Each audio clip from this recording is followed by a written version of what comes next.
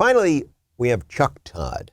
Chuck Todd is a journalist over at NBC News. And as you can see, even he's getting very concerned about how bad it's looking for the Democrats.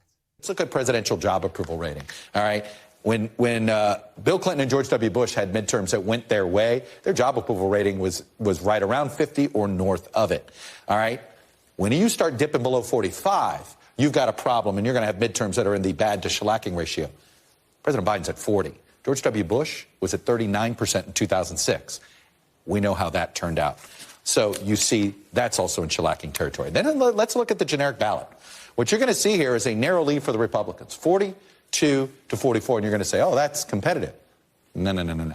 In national polling, it's extremely rare because of the way gerrymandering has worked, the way Democrats are packed into districts. You know, they have more 85% districts than the Republicans do. The bottom line is generic ballot. If the Democrats are losing, it means they're going to get walloped. Last time in 2010, Republicans had a 2-point advantage. That translated to 63 seats. So in summary right now, you've got essentially three numbers here that all point into dangerous territory for the Democrats and the incumbent party. Presidential job rating at 40%, wrong track over 70%, and the Republicans leading in the generic ballot. Not a good time. The last line, that's the giveaway. That's the tell, right? If you were playing cards with this guy, not a good time. What do you mean? I thought you were an impartial journalist.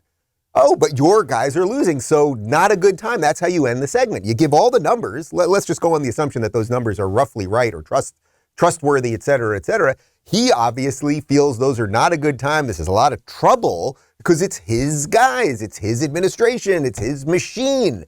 So they're telling you what they are. Do you think if it had been reversed and it looked like Democrats were going to sweep and crush and all of the stuff was going to happen and blue wave and everything else, do you think he would end it by like, oh, shit, man, we're screwed? Not a good time. Pretty sure he wouldn't, in case he didn't see what I was doing there.